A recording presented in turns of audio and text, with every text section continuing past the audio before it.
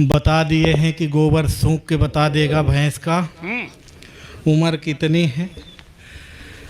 दरअसल मेरे क्षेत्र में तो लोग भैंस का बच्चा ही मुझे मानते हैं। हाँ, कोई दिक्कत नहीं है। अब 5-7 मिनट। अच्छा, फोटो आ रही है? बढ़िया आ रही हो तो खींच लीजिए। इसीलिए तो मैं ये कार्यक्रम आदरणीय अविनाश भैया ने दिन में करवा दिया है, मेरी ही वजह से। नहीं तो ये रात में होने वाला था। हाँ, सही सही। हाँ माखन जी, एक बात बताएं। हाँ, दहाड़े कोई कार्यक्रम कराना आसान नहीं होता है। ये हो रहा है। हाँ, दिन डर था कि रात में ना हो पाएगा, इसलिए दिन दहाड़े ही होगा। कोई दिक्कत नहीं। इस मंच की अध्यक्षता हमारे दादा के अग्निहोत्री जी कर रहे हैं। इस मंच को अब यहाँ से वहां तक पहुंचना है। हमको दद्दू तक पहुंचना है और दद्दू को मोक्ष तक पहुंचना है। अब ये मंच 5-7 मिनट के लिए मस्ती के साथ सुनिएगा, आनंद लीजिएगा। इस मंच में आदरणीय नर कंकाल हैं। नर उसमें मैं हूँ, कंकाल ये हैं। हाँ, आनंद लीजिएगा। मैं बड़ा सम्मानित आदमी हूँ। तो लगी रहा। हाँ, जब से मैं आया हूँ यहाँ सम्मान इस मंच में चल रहा है। वाह। जब से आया हूँ, फूल से, माला से, साल से, श्रीफल से, अब राइफल बस से बचा है, उससे भी अगर आप लोग कर देते तो हम लोग इसी गंगा जी मोक्ष को चले जाते। हाँ, मैं सम्मानित आदमी हूँ भी। मैं दरअसल भैया बहुत टैलेंटेड आदमी हूँ। मेरे अंदर टैलेंट कूट कूट के भरा है। ये अलग बात है कि इतना कूट दिया गया है कि इस तरह हो गया। मेरे अंदर टैलेंट ऐसे। अच्छा, सम्मान इसलिए भी है, मेरा सम्मान होता रहता है हर जगह। एक सज्जन, मेरा सम्मान देखिए दद्दू, कि एक सज्जन सुबह सुबह मेरे घर आए, दरवाजा खटखटाए। दरवाजा खोलते हुए मैंने पूछा, फरमाइए। वो मेरे हाथ में चना दिए और बोले, पहले खाइए। मैं चना खाते हुए ही पूछा कि सुबह सुबह कहां से आ रहे हैं और ये बताइए चना क्यों खिला रहे हैं। वो बोले, यही तो बता रहे हैं कि आज शनिवार है। मैंने कहा, शनिवार हो, बुधवार हो, रविवार हो, पर आज चना क्यों खिला रहे हैं। वो बोले, एक पंडित जी ने मुझसे कहा था कि शनिवार के दिन किसी काले कुत्ते को चना शनिवार के दिन किसी काले कुत्ते को चना खिलाइए और काला कुत्ता मेरे हाथ से चना खाए। ये कुत्ते में कहाँ दम है। सर, आप खा लीजिए। आप क्या? तालियां। वाह, बहुत बढ़िया माखन। वाह। और मेरा सम्मान देखिए दद्दू। मैं घर से आगे बढ़ा तो एक ऑटो वाले को हाथ दिया। भाई साहब, ऑटो वाले ने ऑटो रोकी। पीछे उसमें एक खूबसूरत लड़की बैठी थी, मोनालिसा की तरह। अच्छा, चर्चित नाम है आजकल का। हाँ, खूबसूरत लड़की बैठी थी। उसने कहा, अगर तुम इसे चढ़ाओगे तो मैं उतर जाऊंगी। और मेरा सम्मान देखिए, पीछे मेरी मैडम थी, वो दौड़ कर आई। उन्होंने दूसरे ऑटो वाले को हाथ दिया। साथ दूसरे ऑटो वाले ने ऑटो रोकी। मैडम ने पूछा, रेलवे स्टेशन तक का कितना लोगे। ऑटो वाले ने कहा, 100 रुपए लूंगा। मैडम ने कहा, अगर मेरे साथ ये मेरे प्राणनाथ भी चले तब कितना लोगे। ऑटो वाले ने कहा, तब भी 100 ही रुपए लूंगा। मैडम ने तपाक से मेरी ओर देखा और कहा, देखे, जो 100 रुपए की कीमत है वो मेरी है, तुम्हारी ये है कविता। वाह वाह वाह वाह वाह वाह वाह। और मेरा सम्मान कम नहीं हो रहा है। कहने का ढंग है साहब। वाह वाह वाह वाह वाह। मैं अपने शहर रीवा चौराहे से अपनी सखी के साथ गुजर रहा था। सखी? सखी तो ऐसे कह रहे हैं दद्दू जैसे ना रही हो। मैं अपने सखी के साथ गुजर रहा था तो पीछे से एक लड़के ने कमेंट किया, देखो देखो, आलिया जैसी लड़की है पर कालिया के साथ। देखो देखो, आलिया जैसी। आप चश्मा लगाए हैं सर, आपको सादर प्रणाम कर लेता हूं। हाँ, पिछले दिनों दद्दू ये मुझे मिले। मैंने कहा, सर आप चश्मा लगाते हैं तो हमें उल्लू नजर आते हैं। ये बोले, नहीं लगाता हूं बेटा तो तू गधा नजर आता है। एक बात बता, तूने आमिर 11 ज्वाइन किया, रणबीर 11 को क्यों नहीं? वो क्या है ना सर, रणबीर कुछ ज्यादा ही हैंडसम है।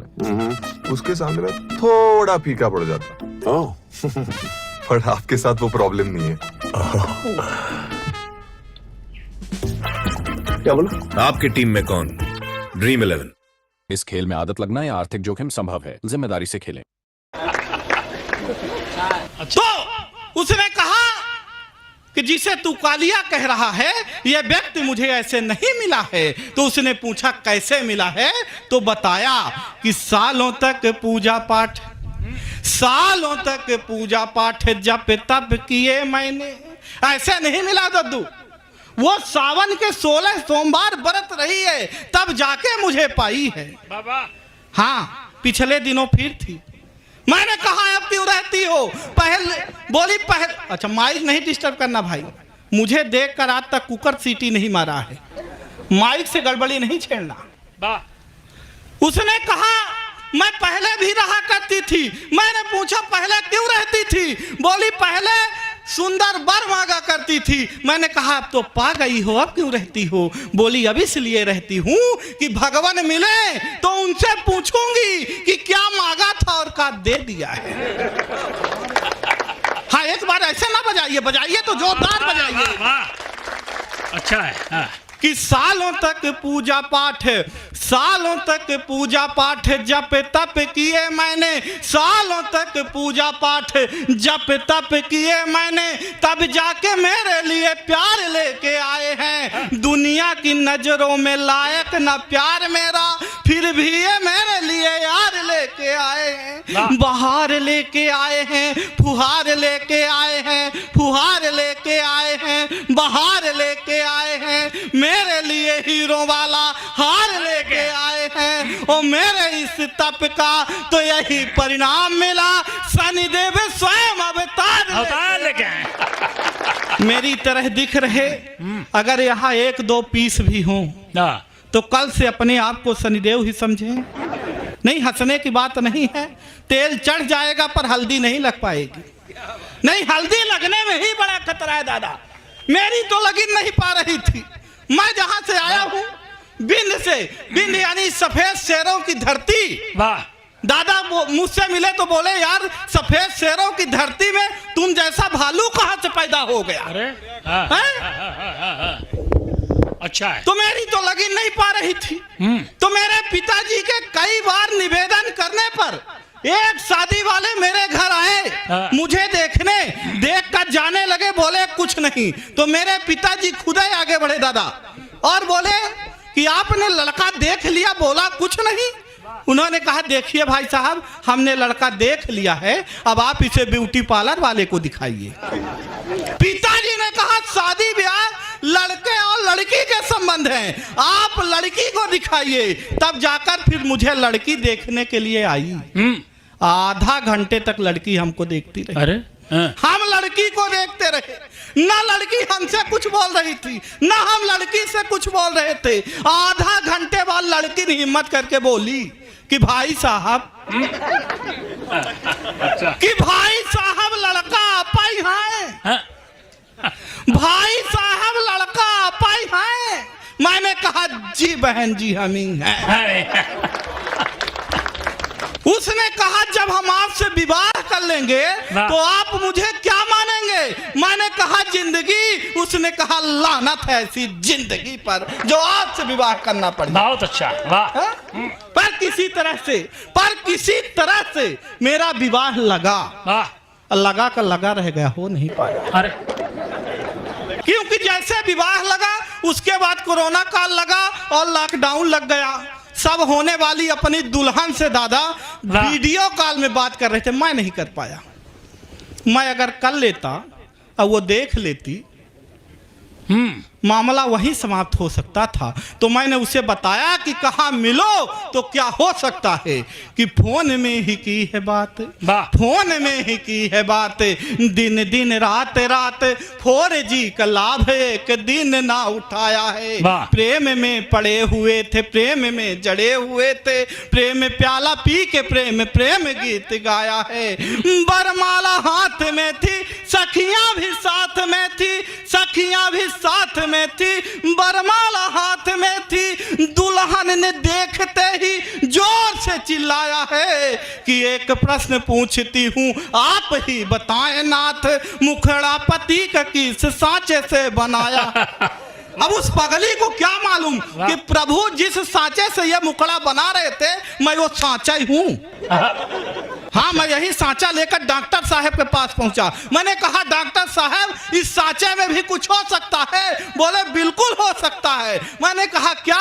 बोले प्लास्टिक सर्जरी। मैंने कहा कितने में? बोले 5 लाख में। मैंने कहा उससे कम में? बोले बिल्कुल नहीं। मैंने कहा अगर प्लास्टिक मैं अपने घर से दे दूं तो?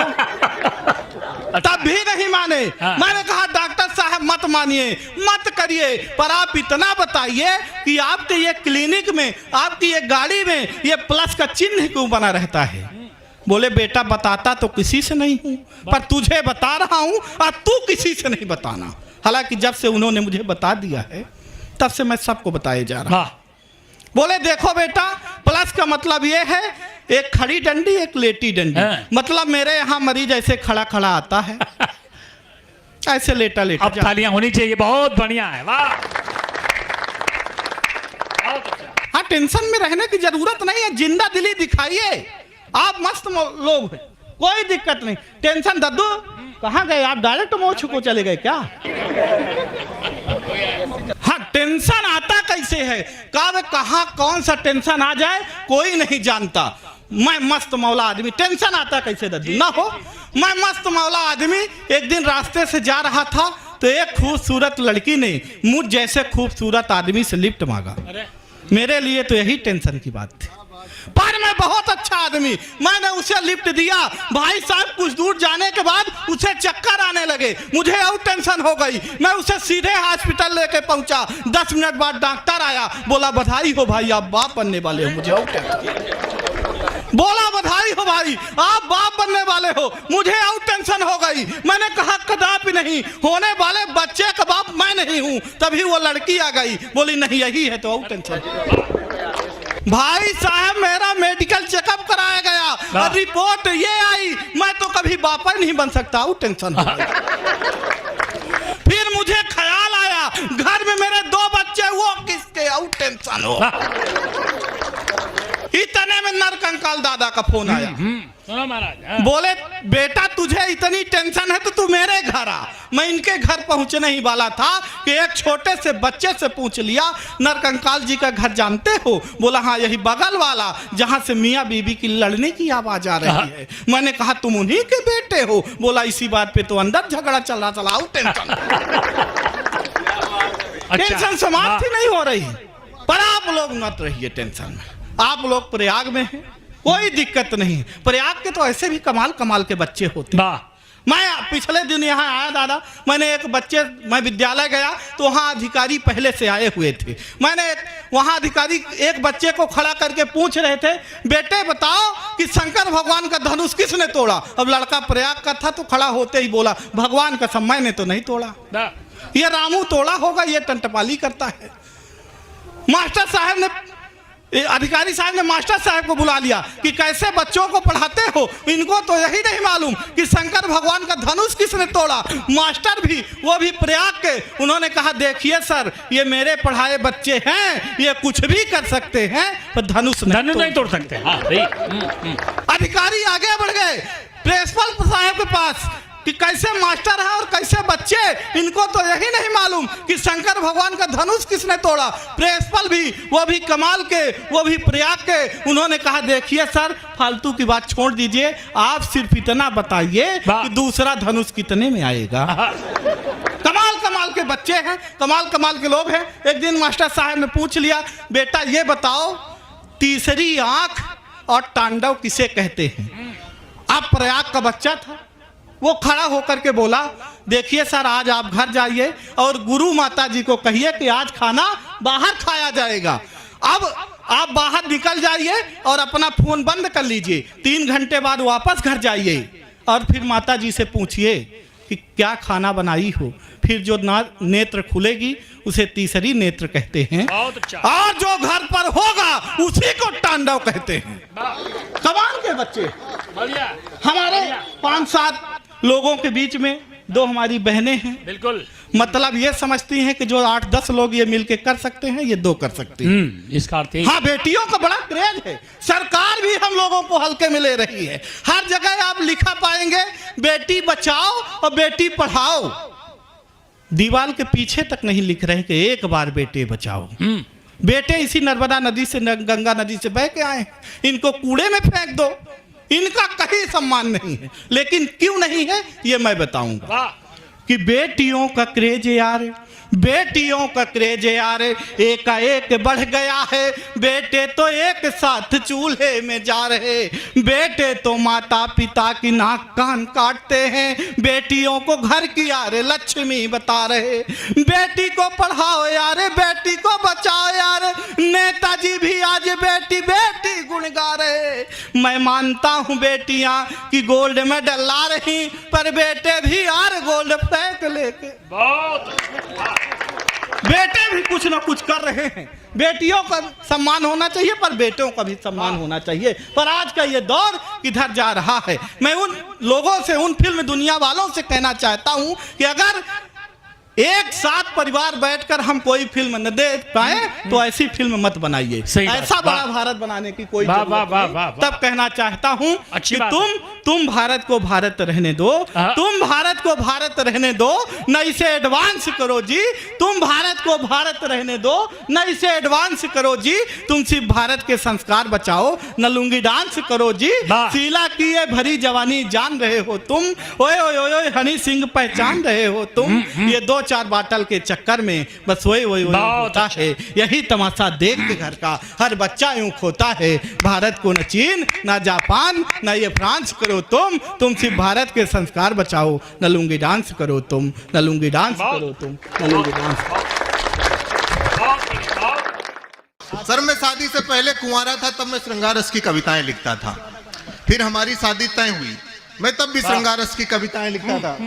मैं शादी मेरी तय हुई, मैं तब भी श्रृंगार रस की कविताएं लिखता था। मैं सीतापुर से हूं सर, हमारी एंगेजमेंट हुई, मैं तब भी श्रृंगार रस की कविताएं लिखता था। श्रृंगार हमारा खत्म ही नहीं हो रहा था। एक दिन हमारा तिलक हो गया, मैं तब भी श्रृंगार रस की कविताएं लिखता था। श्रृंगार खत्म ही नहीं हो रहा था। फाइनली हमारी एक दिन शादी हो गई, मैं तब भी श्रृंगार रस की कविताएं लिखता था। श्रृंगार खत्म ही नहीं हो रहा था। एक दिन हमारी श्रीमती जी हमारे सामने मुंह धो के खड़ी हो गई। बहुत बढ़िया है, वाह। यकीन मानिए श्रृंगार से विश्वास उठ गया।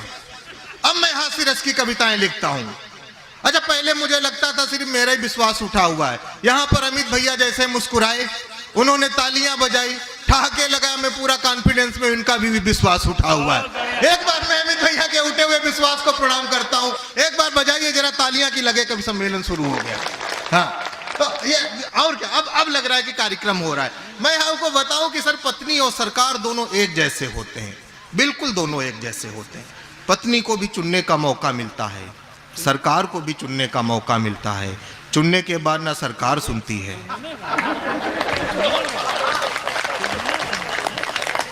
पत्नी के बारे में हम कुछ नहीं कहेंगे, आप लोग वीडियो रिकॉर्ड कर रहे हो, हमें दिक्कत हो सकती है। आप लोग सर कभी कभी गलत जगह पे हंस देते हो। हर बार मलिका का मतलब मलिका शेरावत नहीं होता है, कभी कभी मल्लिकार्जुन खड़गे होता है।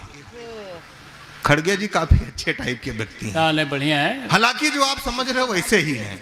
तो मजे की बात यह है, ठाकों की बात यह है कि 5 साल के बाद आप सरकार बदल सकते हैं। अच्छा। दूसरे में ये कोई ऑप्शन नहीं है।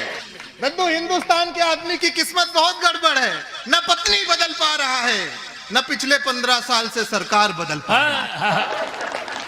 अच्छा, कुछ बदला ही नहीं जा रहा है। तब मैं कहना चाहता हूं, मैं काफी पढ़ा लिखा टाइप का व्यक्ति हूं। हमसे लोगों ने कहा कि पत्नी और साली के बीच में तुलनात्मक अध्ययन करो, तो मैं आपको तुलनात्मक अध्ययन सुना रहा हूं।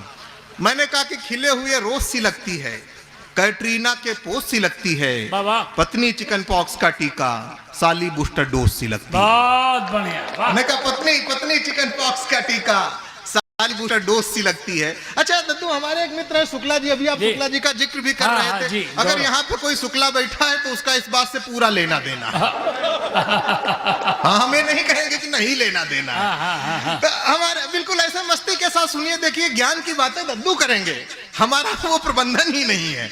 तो ज्ञान व्यान की जब कविता सुनना हो तो दद्दू की तरफ देखना, खंजन जी की तरफ देखना, हाँ विकास भैया की तरफ देखना, हमारी तरफ बिल्कुल भी मत देखना।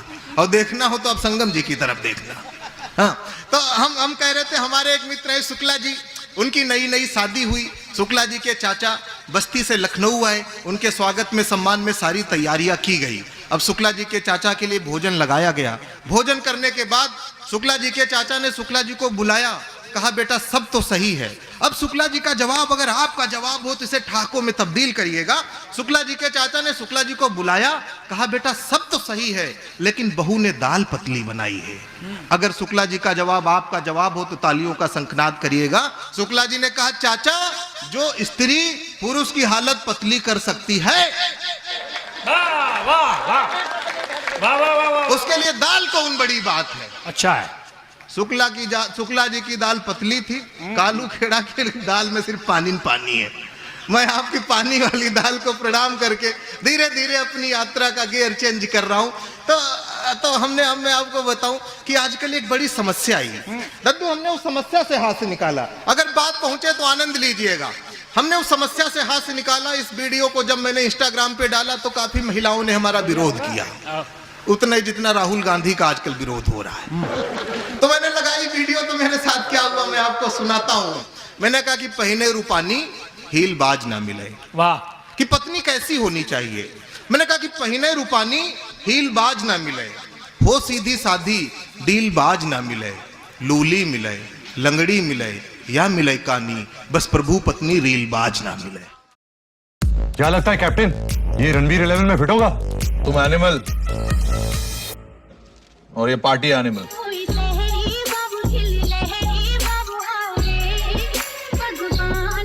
फिट है।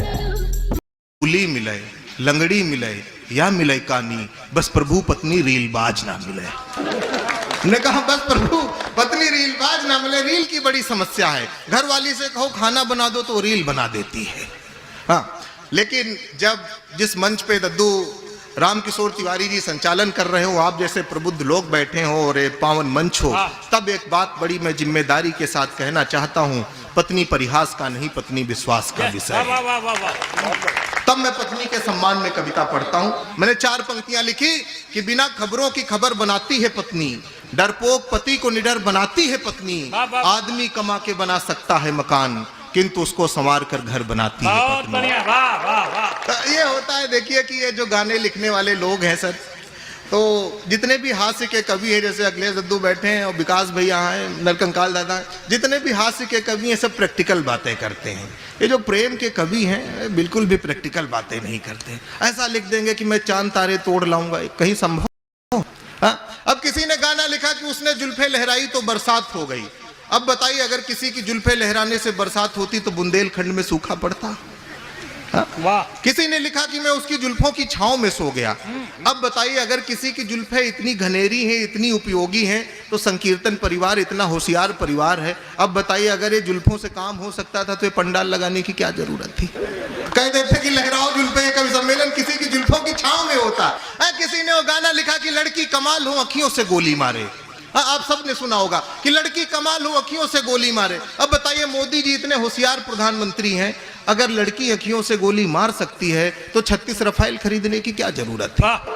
अच्छा। पाकिस्तान चाइना के बेटा बॉर्डर पे ले जाके हम लड़कियां खड़ी कर देते, कह देते दागो गोली, दागो गोली। तो ऐसे गाने नहीं लिखने चाहिए, गाने प्रैक्टिकल लिखने चाहिए, जैसे हम आपको सुनाते हैं। हमने कहा कि पहलू जो अनछुए हैं उन पहलुओं पे बात हो, कि पहलू जो अनछुए हैं उन पहलुओं पे बात हो, इश्क में जो कूटे गए हैं उन मजनुओं पे बात हो। उसकी जुल्फ, हाँ वही मजनू है आप। कि पहलू जो अनछुए हैं उन पहलुओं पे बात हो, इश्क में जो कूटे गए हैं उन मजनुओं पे बात हो। उसकी जुल्फे जुल्फे हैं घटा कतई ही नहीं, उसकी जुल्फों में जो जुए हैं उन जुओं पे बात। बढ़िया है। जुल्फों में जुए हैं, जुल्फे अटा घटा थोड़ी हैं। प्रैक्टिकल लिखना चाहिए। अभी हमको लखनऊ से सीतापुर जाना था, हमने जैसे ही बस पकड़ी, बस वाले ने गाना बजा दिया, सफर आखिरी है मेरी जिंदगी का। अब बताइए कैसा लगेगा आपको? बस में बैठो, कोई ये गाना बजा दे। हमने कहा ये गाना निकालो या हमें बस से उतार दो। बस वाला उत्तर प्रदेश परिवहन का था, हमको कान पकड़ के नीचे उतार दिया। हम उसको धन्यवाद देते हैं, वो हमको धक्का मार के भी नीचे उतार सकता था। तो प्रैक्टिकल लिखना चाहिए। आजकल वो शादियों में सर गाना बजता है गुपचुप गुपचुप गुपचुप गुपचुप, वो सिर्फ गाने खाली गुपचुप है, बाकी उसमें सब खुला हुआ है। वो गाना ऐसे, अभी आजकल उसको महामंडलेश्वर भी बनाया गया, वहां से भी रिजाइन ले लिया गया क्योंकि वो गड़बड़ है। हाँ? तो गाना है गुपचुप गुपचुप, गाना ऐसे है कि राणा जी हमको माफ करना, गलती मारे से हो गई। अब बताइए राणा जी हमारी तरीके से बेवकूफ है, क्यों तुमको राणा जी माफ करेंगे? जब पूरी दुनिया नीचे लेटी थी तुम ऊपर क्या करने गई? ऊपर करने क्या गई? जरूरत ही नहीं थी। वो तो उस जमाने में सीसीटीवी कैमरा नहीं था, नहीं सबसे पहला तलाक राणे जी का होता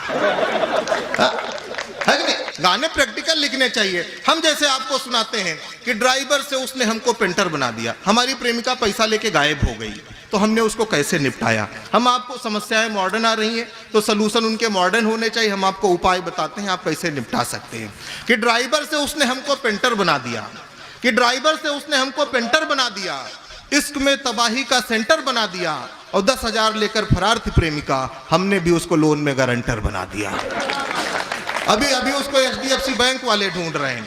तो बिल्कुल प्रैक्टिकल गाना सुनाना चाहिए। आजकल एक गाना वो खूब बजता है कि हमरे बालम थानेदार चलावे जिप्सी। अब उस पे लड़कियां नाच रही हैं, भाभियां नाच रही हैं। हमने कहा हे भाभियों, ये नाचने का नहीं, ये जांच का विषय है। अगर तुम्हारे बालम थानेदार हैं तो जिप्सी नहीं चलाएंगे, अगर वो जिप्सी चला रहे हैं तो वो थानेदार नहीं है। तुम थाने जाके चेक करो, देखो तुम्हारे बालम क्या हैं, तुम्हारे बालम ड्राइवर हैं।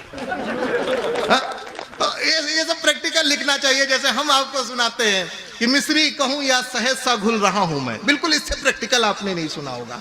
कि मिस्री कहूं या सहज सा घुल रहा हूं मैं, इश्क में उसके 21 दिन कुल रहा हूं मैं, और एक शाम उसके साथ डिनर पे गया था, तब से गुप्ता भोजनालय में बर्तन धुल रहा हूं मैं।